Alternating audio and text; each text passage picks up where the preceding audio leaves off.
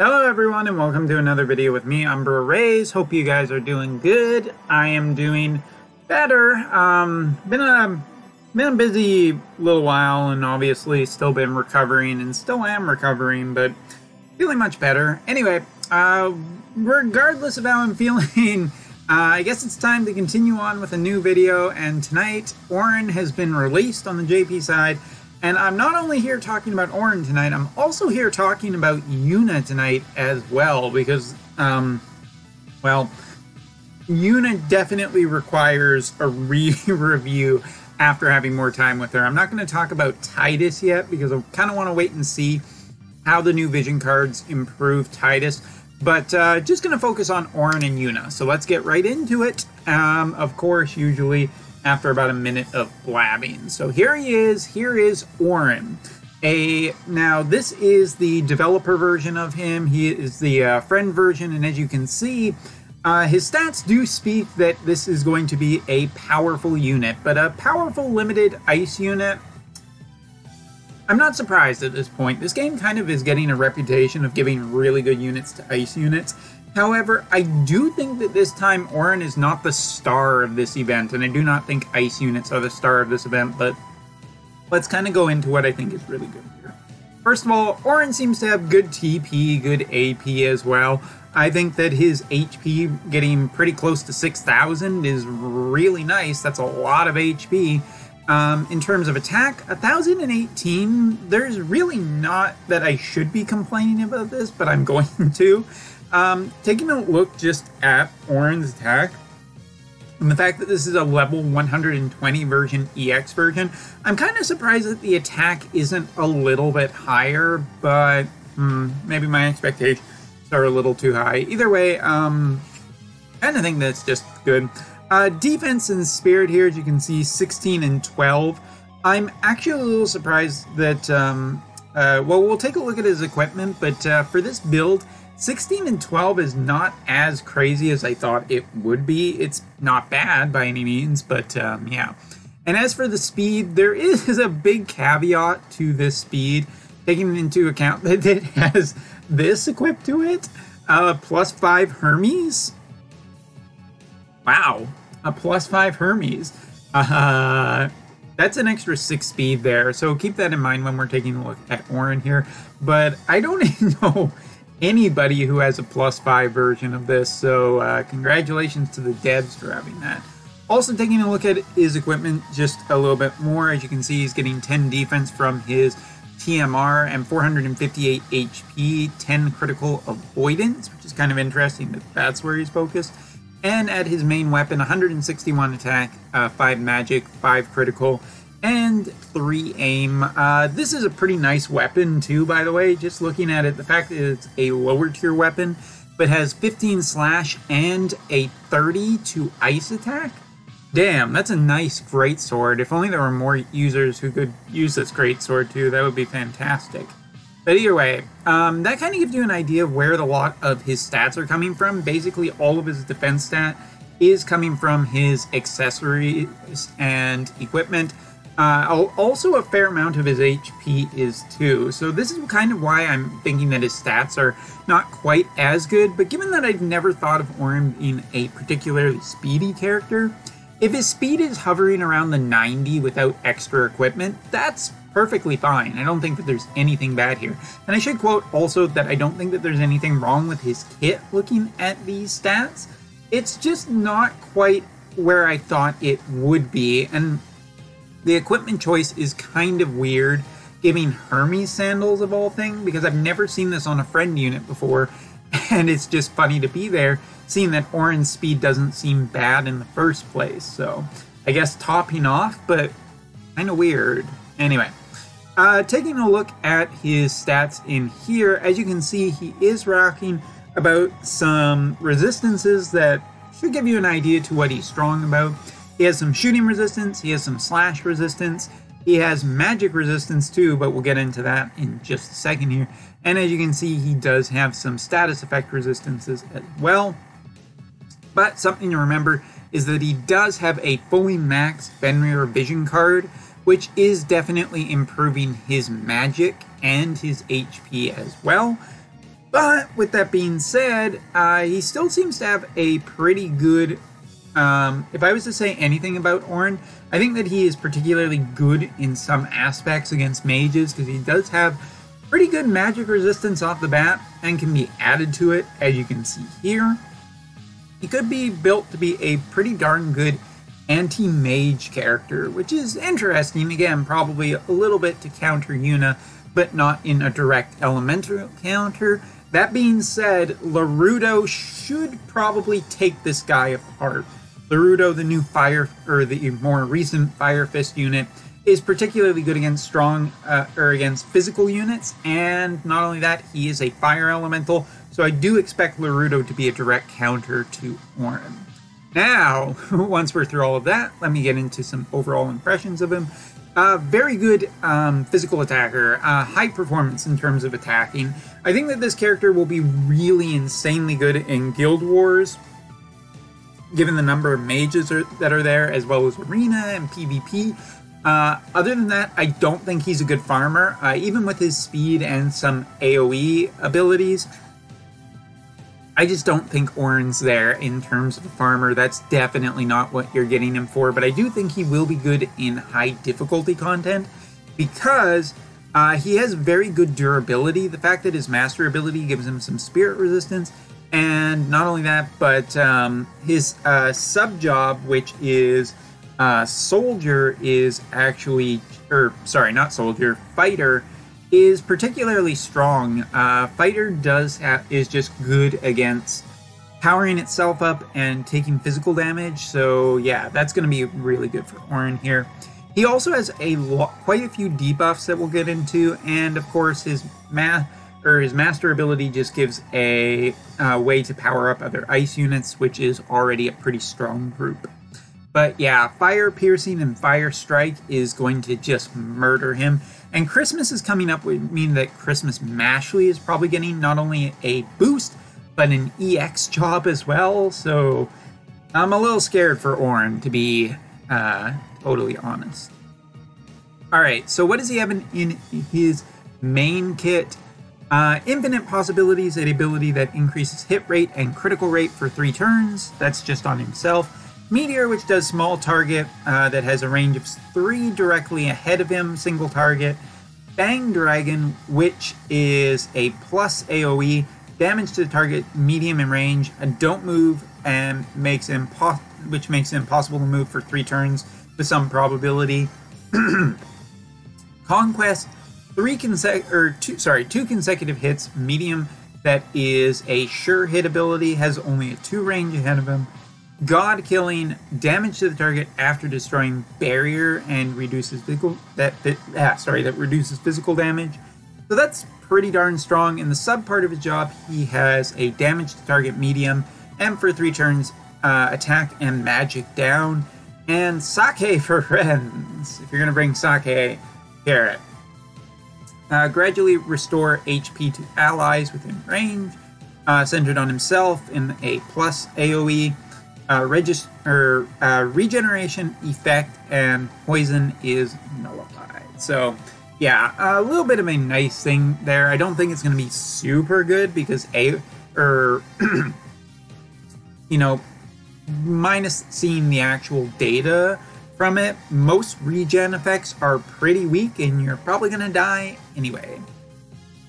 Alright, so if I was to give a impression of Auron, he's kind of a mix.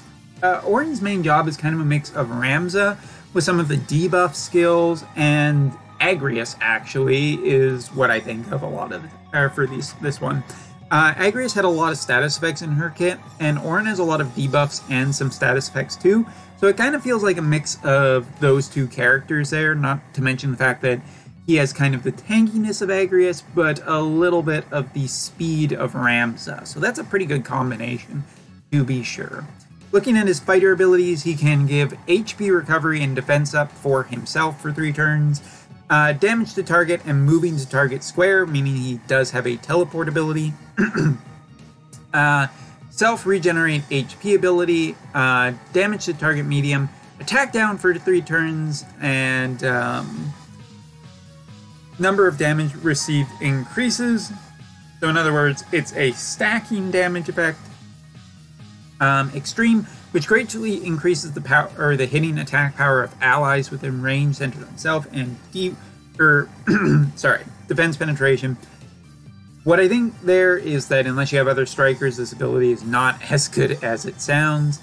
And last but not least, Soldier has Hazard Form, Aspiral Force, which reduces TP and absorbs all, Hazard Spin, Hard Slash, and Hazard Break, as well as Paralysis Edge. So that's basically it. Taking a look just for a second at his counters. First of all, he has the Soldier counter and he has the Fighter counter. I think everybody knows what the Soldier counter is right now, which is basically counterattack. Whereas the Fighter one is 2 consecutive attacks, but is short range. And the last one is Auron's main job, which should be on here, and I'm just going to bring it up. Yeah. So this is the thing. When damaged, there is a chance of counterattack with defense down for 3 turns.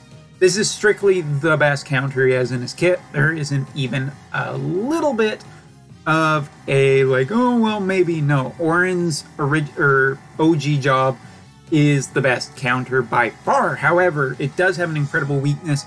Auron is set basically to kind of counter and go after mages, which is good that he has some range on his abilities, but there's a really, and the fact that he does have a teleport ability, but his counters are so incredibly weak. They don't help him survive against mages. Obviously, he needs to rely on just magic resistance, but I think that Auron's counter is particularly just kind of weak. It doesn't have any range on it. It doesn't have any bonuses really other than defense down, and that's assuming that he gets another turn. But I think that in terms of counters that I've seen, fairly meh. Looking at his passives really quickly, Story Guide, Quickness, and Increased Counter Activation Probability. Again, I've talked about the range. I think that's the real problem with this counter. Even if it does proc a lot, I do think it's a problem that it just doesn't have a really good range on it like a lot of other of the better counters. One-Eyed Swordsman, increased defense penetration, and invalidates darkness. So a little bit of status protection there, which is kind of interesting. Don't think it's the best I've ever seen, but kind of interesting that that's a ability that's there. Fighter has increased hit, increased probability of power of continuous attack power up, HP up, and attack up, which is probably a good combination there. And Abandoned. Greatly increase attack and decrease resistance to all types. I don't think that's the one you want to run. Even though Soldier's passive is really good, I think that keeping Auron strong against magic and some other types is a really good idea. Alright, now you've seen enough. You've been staring at his kit for long enough, so let's head over to his banner and just take a peek at the Limit Burst, which is always really cool. Alright, so his Limit Burst is non-elemental damage to targets within range after decreasing their defense for 3 turns. So in other words, it's a defense penetration Limit Burst. It's pretty darn strong. And as you can see, it's got a pretty big AoE of effect, being just a large AoE of effect that can dish out some damage to multiple characters. And I think that's particularly really strong. It does have a 58 AP, so I'm kind of curious about what the damage output is, but single attacks, how do I say this? I don't want to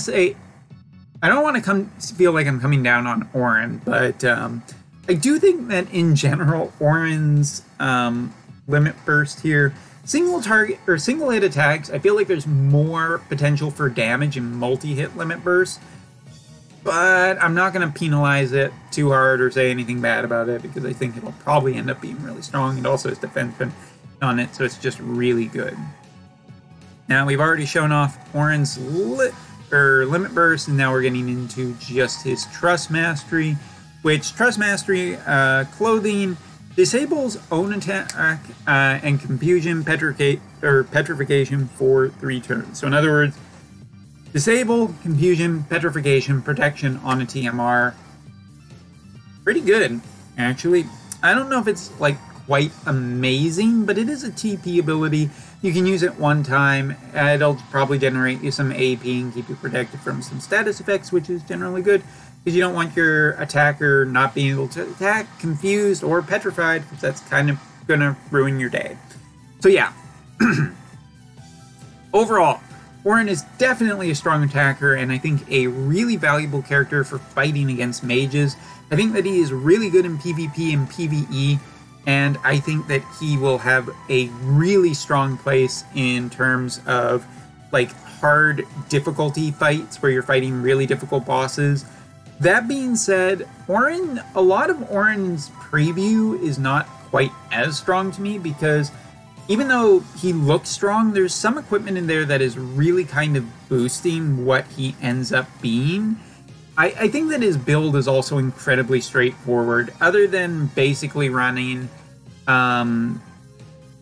Fighter, because I feel like Fighter kind of completes his kit a little bit more because it has that teleport ability.